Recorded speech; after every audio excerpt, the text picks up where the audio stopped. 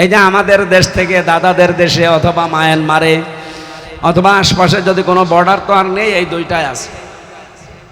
এখানে চলে যায় এই দেশ থেকে দস্তা, তামা, সোনা, রূপা, আর ওখান থেকে আসে ডাল।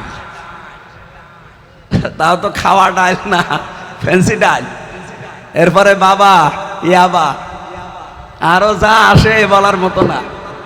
বলেন তো এগুলো পাচার করছে কি আবুল হাসেম স্যার, আফজাল স্যার? পাচার করছে ওই 42 জনের যে কেউ। আপনি খোঁজ খবর নিয়ে দেখেন, এর সাথে ডাইরেক্ট ইনডাইরেক্ট জড়িত ওই 42 জন। এর ভেতরে কক্সবাজার থেকে আরম্ভ করেন, কক্সবাজারের টেকনাফ থেকে শুরু করে তেতুলিয়া পর্যন্ত এই 1150 কিলোমিটার আমি হিসাব করে মিলালাম যে একেবারে 42 জনই।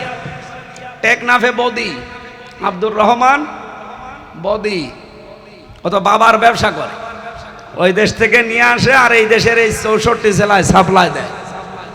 এরপরে চট্টগ্রামে একজন আছে, আমি নাম নিলাম না তার। এরপরে কুমিল্লাতে আছে, এরপরে ওদিকে সিলেটের দিকে যাবেন বর্ডার আছে, আমাদের কুষ্টিয়াতেও আছে। আমি কয়েকদিন আগে, তিনি এখন দেওয়ালের ভেতরে আছে, ওনার নাম না নেওয়াই দরকার নেই।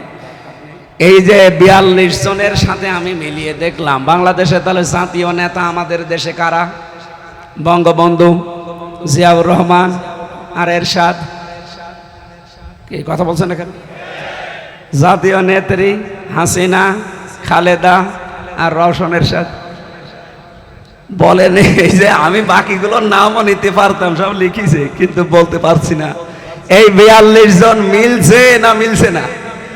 আমরা এই 54 বছর পরে এই মানুষটাকে আপনি এখন ওই হেরা গুহায় লাগিয়ে দেন, উনি ধ্যান করে এইটাই বলবে যে এই মূল অপকর্মের যত কিছু হচ্ছে এই দেশে এই 42 জন দায়ী। নবীজি চিন্তা করলেন এই 42 জনের মাথা থেকে খাবারের ঝুড়ি নামিয়ে এই আবু বকরের মতো মানুষ, ওমরের মতো মানুষের মাথার উপরে যদি দেওয়া যায়, আগে তো না খেয়ে মরতো, এখন আর খাবার নিয়ে পারবে না। এটা হয়েছিল না আমি বানিয়ে বলছি?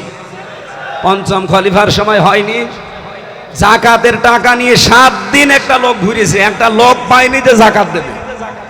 তা আমাদের দেশে ওইটা সম্ভব, শুধুমাত্র ওই 42 জন পাল্টিয়ে এরকম 42 জন তৈরি করে দেন। 5 বছর লাগবে না, 2 বছরের ভেতরে বাংলাদেশ স্বয়ং সম্পন্ন হয়ে দাঁড়াবে। শুধু দুর্নীতি মুক্ত হবে আর খাদ্যে ভেজাল বন্ধ হবে। আমি যে হিসাবটা ঐতিহাসিক প্রেক্ষাপট নিয়ে মিলালাম, একেবারে ভুল নাকি? আমার তো মনে হচ্ছে যে মিলে যাচ্ছে।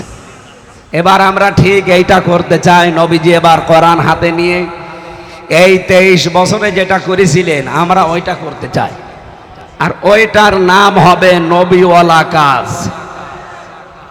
আমরা এদেশ সহ বিশ্বে বহু মানুষ দাবি করি যে আমরা নবীওয়ালা কাজ করছি। না ভাই, উনি নবী হয়েছিলেন 40 বছর বয়সে।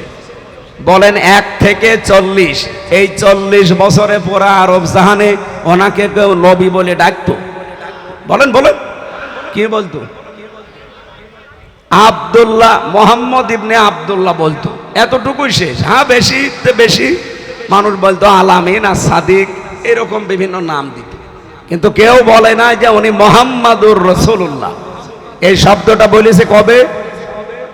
যখন তার বয়স 40, তিনি কোরআনে কারিম পেয়েছিলেন।